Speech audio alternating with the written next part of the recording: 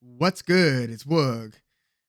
Man, Arthur Beterbiev is a bad man. Arthur Beterbiev just stopped Callum Smith in the seventh round TKO, and he won pretty much every round up to that point. It's almost immaterial because of Arthur Beterbiev's style of fighting and his pressure breaks pipes style where, I mean, he's now 20-0 with 20 knockouts, but there was a round or two that could have gone Callum Smith's way. I think Boxing Scene gave Callum Smith the second round. I think one of the judges gave Callum Smith the fifth round. I think two of the judges gave Callum Smith the sixth round. Now, he got stopped in the seventh, and two judges gave Callum Smith the second round. So if there was a round that was mostly in favor of Callum Smith, I would say that would be the second round. And although I gave Beterbiev both the fifth and the sixth, judges gave one or the other to Callum Smith. So it was a fun fight. It was an exciting fight. I mean, we got to see Callum Smith give it his all and really let his hands go. Now, you could say that the 17 months of inactivity might have played into how much he wilted in the middle rounds, but I think that the way that Arthur Beterbiev fights is the reason why Callum Smith started to wilt in the middle rounds. And it was just fascinating because I'm just blown away by how Arthur Beterbiev is able to absorb the punches coming his way, because he wasn't the only person throwing punches in there. Now, Callum Smith was doing a lot of things that I liked. In the first couple of rounds, he was jabbing well. He totally got dominated in the jab battle from like the third round on. Like if you look at those jab stats, it was super pro Beterbiev. Like one of the rounds, I think in terms of jabs landed, it was like 20-1 in one of those rounds. And Arthur Beterbiev has like a battering ram of a jab, and he could throw a long jab and a short jab. And I like how he moves laterally and then sets and fires either a jab or a jab to the body, or he'll throw a jab high, then a jab low, like boom, boom. But on the Callum Smith side, I liked that he was changing up the punch sequence. Like you would see him often when he would get hit, he would fire back and he would throw like a 1-2, and then he would throw like an uppercut, or he would throw a straight right, left, and then a right uppercut, or he would double up on the left hook. And that's really what I was looking for. I thought that his best opportunities would be either catching the shorter Beterbiev coming in with a check left hook, or hitting him with a left hook mid-exchange. And sometimes in those 3 to 5 punch exchanges where it's not just like a one punch versus one punch or two punches versus two punches, it's when they both let their hands go a little bit. You would see Callum Smith, instead of just going 1-2, 1-2, 1-2, where the punch sequence and the angles that the punches are coming from is more predictable, to where you could almost go almost in your sleep if you know what the punch sequence is going to be. I thought that it might be key for Callum Smith to double up specifically on that left hook, because yes, he does have a very nice right hand, but I thought that it would be the left hook that he would have more success against Beterbiev with, especially if he changed up the punch sequence by doubling up on the same hand. And he did that. He would throw two hard left hooks in a row, and sometimes that second of those two hooks would get through and hit Beterbiev. But it seemed to make no difference. Beterbiev just kept on in his own methodical way, walking Callum Smith down. He'll move laterally and then come forward, or he'll back up and move laterally and then come forward. Or he'll just come forward sometimes. But he's got different ways of setting up his shots. So I thought that Callum Smith was at least trying to do the right things to make that happen. Obviously, he would get caught up against the ropes too much, but a lot of that just had to do with, again, the style of pressure. The thing with Beterbiev is, as Callum Smith said after the fight, he's always just touching you. Like he's going high, low, sometimes with the jab, sometimes with punches that don't even appear to be landing very hard or flush, but he'll go like pop, pop. And you saw sometimes when Callum Smith would step into a jab, Beterbiev would drive that jab so effectively. And again, it would be like a short jab, like boom. And you would hear that little concussive boom. And you would see Callum Smith start to take a couple of steps back and to the side, like, yeah, he felt that one. But it's so impressive to me that Arthur Beterbiev is able to just put his high guard up, right? Because he's got different ways of conducting his defense. Sometimes, again, it's with the feet and with the movement. And then other times it is that high guard, right? So he'll put his hands up. And for some reason, like, yes, sometimes guys could get through it. Yes, sometimes guys could get around it. Like Callum Smith did get around it sometimes when he would throw sort of a looping right hand, or even when he would double up on that hook. Sometimes that second hook would get around the guard. But by and large, Beterbiev is able to kind of thwart some of the more vicious punches and absorb, or at least lessen, nullify the blow a little bit, reduce the impact with his high guard. And I'm just thinking, like, are the guy's forearms built of steel? Like, how, because I see guys put up a high guard, like Joshua Clottey actually had a really good high guard. Some fighters have a pretty good high guard, but man, like Beterbiev seems like he's able to block the punches coming straight with the high guard and most of the punches coming around, at least kind of clip them and partially catch them with that high guard. I'm just thinking, how is his high guard that damn effective? Sometimes you'll see a guy put up a high guard and then like an uppercut will get through, or punches will kind of split the guard. Punches will cleanly get around the guard. Beterbiev just seems like he's got a better than average high guard. And he was, picking off a lot of Callum Smith's shots. But again, Callum Smith was letting his hands go. He was even going to the body a lot, committing, sitting on his punches to the body. And I'm thinking, as I'm watching the fight, especially the first couple of rounds, I'm thinking, are these having an impact on Beterbiev? I'm hearing the punch. I'm seeing the punch land. But then I'm seeing Beterbiev just kind of look like he's more or less normal, moving as he normally does, and then setting up his next attack. And I don't see a ton of reddening around Beterbiev's body. I don't see his nose getting bloodied up. I mean, I've seen him get cut, via like head clashes and stuff before, like against Marcus Brown. But I don't see a ton of swelling around Beterbiev either. So if you combine Beterbiev's style of defense with his persistent, relentless way of attacking and that mental and physical pressure, the pressure is going to bust pipes. And I thought that, maybe after the third round on, I thought that it was all Beterbiev. I mean, not all in the sense that Callum Smith wasn't still firing back. Again, he fought his heart out. Like, he let his punches go and he tried to hurt Beterbiev with a lot of those punches. I mean, you saw how some of those 3 to 4 punch combinations that Callum Smith was throwing, you saw what he was trying to do. And you saw that, again, some of it was landing, but it didn't deter Beterbiev's attack. Even when he's stepping back, you almost know, okay, so there's a reason he's about to step back and move to the side. He's about to set up another nice pummeling jab, or he's going to throw a right hand. I mean, that's the fight that was the beginning of the end. It was Beterbiev moving back again to the side laterally, and then boom, stepping and firing, right? Because in the sequences before that, he would back up and move to the side, and then boom, throw a jab, or boom, throw a jab low. And each one of those jabs would have an impact on Callum Smith. But when he was about to finish the fight, or ended up finishing the fight, it was when he stepped back, moved to the side, and then instead just threw a nicely timed right hand. And it was like a kind of a looping right hand over the top. It caught Callum Smith walking in. Callum Smith's legs buckled, and that was the beginning of the end. Like, it was just a relentless onslaught after that.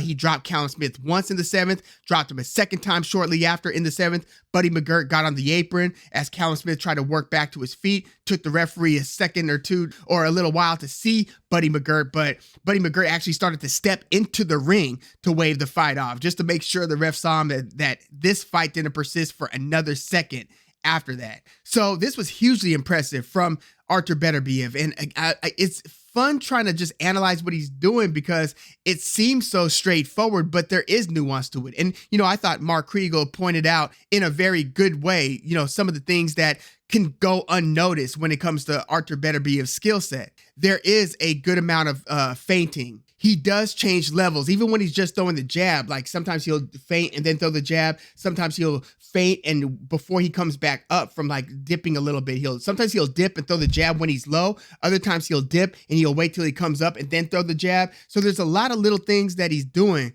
timing wise to just set things up. But again, he's always touching you. And sometimes he'll throw 6 punches, but only 3 out of those 6 punches are like the heaviest shots. But again, sometimes when he'll get inside, he'll throw something, like to the body with his left hand, and then throw an uppercut or something with his left hand. But then you'll see that he'll finish the sequence off by throwing like a short, very short, chopping right hand to like the side of the head area. Like, he'll kind of step as he's throwing a couple of punches. He'll also do a slight, subtle step to the right. And then again, he'll throw the right hand chopping, coming down over the top. And often by that point, the opponent is so in the trenches, in the phone booth with him, that the height doesn't matter anymore. The reach doesn't matter anymore. You've already positioned yourself with your feet, with your feints, with your setup shots, and now you're inside, and you can pretty much throw whatever 1 or 2 punches you want. And Beterbiev is super effective at making those moments count. So yeah, maybe the 17-month layoff had to do with how quickly Callum Smith ended up getting stopped in the 7th, but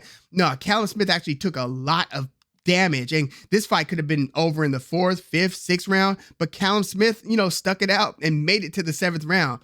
That tells you something about the viciousness and the persistence and the pressure of a fighter when the fight is stopped in the 7th, and it feels like, as you're watching the fight, and I'm sure for Callum Smith in the ring, it feels like it could have been the 11th round, like the 10th round. It might have only been the 7th, but it just seemed like it was I like to use this phrase for different reasons for different fighters, but a treadmill from hell where the pace is just unsustainable. Navarrete has his own way of doing it. Artur Beterbiev does it in a very, very different way. And again, the power per punch, coupled with the volume of some of these punches, coupled with the timing and the setups and the jab, that left hand, the jab, high and low, the left hooks, Beterbiev just puts it together. And now that he has handled business against Callum Smith looked like he might have been the last person standing in the way of the showdown that we've wanted for the past few years. It basically, ever since we have exited the Sergey Kovalev, Adonis Stevenson,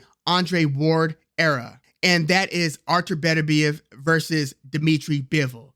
Beterbiev has now beaten Anthony Yarde, Callum Smith, Joe Smith Jr., Callum Johnson, Marcus Brown, Alexander Gvozdyk. That was one of the big title unification fights. Gvozdyk was the guy to beat Adonis Stevenson, and he was an undefeated champion at that time, and Beterbiev stopped him like he stopped all 19 of his other opponents. So that's what Beterbiev's done on his side, cleaned up that part of the light heavyweight division. And then on the Dmitry Bivol side, he's beaten Canelo Alvarez, Zurdo Ramirez, Lyndon Arthur, Craig Richards, Jean Pascal, Joe Smith Jr. So Dmitry Bivol's handled business on his side. Artur Beterbiev's handled business on this side. And I don't need to see anybody fight like who's left, Joshua Buatsi or Dan Aziz, whoever wins that. No, this is the time to make Artur Beterbiev versus Dmitry Bivol. And maybe the time was 2 years ago. Beterbiev is 38. He didn't look his age. I mean, he looks like there has not been any noticeable, observable drop-off in Beterbiev's abilities. Now, he usually gets injured between fights, or there's something that usually keeps him out from having a second fight in the same calendar year. He's usually kind of been fighting once a year because there has been either something like an injury or, the postponement of this Beterbiev versus Callum Smith fight was due to a jawbone infection after like a dental procedure. So there's always something that's keeping Beterbiev out. But if Beterbiev is okay, and again, this wasn't an easy fight against Callum Smith. Beterbiev took some shots. He wore it super well. You might not be able to tell that it affected him, but I'm just thinking, the guy's not invincible. Those punches had to have done something to him. So I'm not expecting like a 3 to 4 month turnaround. Even though we're seeing like with Anthony Joshua, the Saudis are getting right to it. And ever since the Saudis really made their presence felt in the boxing space, I felt like the only way that Beterbiev versus Bivol was going to get made is if the Saudis wanted to make it. So you heard Bob Arum after Beterbiev versus Callum Smith say, "I'll be talking with His Excellency and we'll be setting up Artur Beterbiev versus Dmitry Bivol." So yeah, it was expected that it would require Saudi involvement for Beterbiev versus Bivol, and I just hope that that's what's next. I hope that they agree to terms. Saudis are able to throw money at the sport like no promoter can. That's why, it's almost like the Saudis are making like boxing fans' dreams come true. You know what I mean? They're able to do things that other promoters just can't do. Although we had, like in 2023, we had some phenomenal non-Saudi related fights. Errol Spence versus Terrence Crawford, Gervonta Davis versus Ryan Garcia. But the Saudis, I have seen that they've really leaned into the heavyweight division specifically. They're just trying to make these mega events featuring the elite heavyweights. And I was presuming that Beterbiev versus Bivol wouldn't be a headliner, but it would be some like the co-feature on like a mega heavyweight fight. So it wouldn't be for like Anthony Joshua versus Ngannou, but like down the line or something, like in the summer, because there's also Ramadan to consider. So Arthur Beterbiev is not going to be in the ring in the next few months anyway. Ramadan ends like in mid-April. So they're talking about making this like a June, July, August type of fight between Beterbiev and Bivol. So whatever heavyweight fight, I'm assuming whatever the mega heavyweight fight that the Saudis will be putting on around that time, I think that that would be a good place to position Beterbiev versus Bivol, because Beterbiev versus Bivol is like the hardcore fight fans' dream fight, right? It's like one of the top 3 to 5 fights that we would want in any division. Like if you were to make your wish list of the past like 2 to 3 years, obviously Errol Spence versus Terrence Crawford was like at the top of almost everybody's list. But in the top 3 to 5, I would certainly have put Arthur Beterbiev versus Dimitri Bivol. I've wanted to see this one for a while, and I think that we're about to get it. I have a good feeling about this one because it sounds like the Saudis are down. And before I wrap this up, I do want to make mention of one of the elephants in the room. And I think that it was under discussed on the telecast, quite frankly. It was the atypical finding of increased HGH and testosterone in Arthur Beterbiev's December 6th. I think that that's where the sample came from, where the test came from, December 6th. They found an atypical finding. It was reported. Then it was reported that the fight would go on. And then you saw articles coming out explaining what they found and what the relevance is and what the difference is between an atypical finding and an adverse finding. And based on what I read, I'll just give you my non-scientific understanding of the issue. HGH and testosterone are naturally produced in the body, but there are normal levels of that. Now, you can artificially increase those levels with human growth hormones. Remember with the baseball Balco scandal and, with HGH and with other, chemicals. You could boost your HGH levels. You could boost your testosterone levels with other banned substances. And if a banned substance, and if an actual banned substance is found in your test, that's an adverse finding. And usually fights are called off. Usually that's what merits a suspension. An atypical finding, again, is when you have higher than normal HGH or testosterone levels. So maybe it was produced naturally. I mean, the guy's 38 years old, though. Usually your testosterone and HGH levels start to decline when you get into your mid and late 30s and then into your 40s and so forth. So Beterbiev, being the anomaly that he is at 38 years old, where we are just seeing this like incredible ability at 38, and also the ability to absorb shots and take damage and to keep on coming forward, applying the pressure and wreaking havoc. Like we've seen this for a while from Arthur Beterbiev. He's doing it at 38. So I can't just act like I don't know that he tested high on those HGH and testosterone levels. Again, I'm not going to attribute what that means or what he did or did not take. I'm not going to allege that, but I am now aware that there is something testing high in his testosterone levels. I mean, that has to be at least acknowledged. Again, I'm not accusing anybody of anything in terms of who cheated, who didn't cheat, but it is something to be aware of. And I don't know what it means that he has, or at least in that specific test, that he tested high in testosterone and HGH levels. He gave them further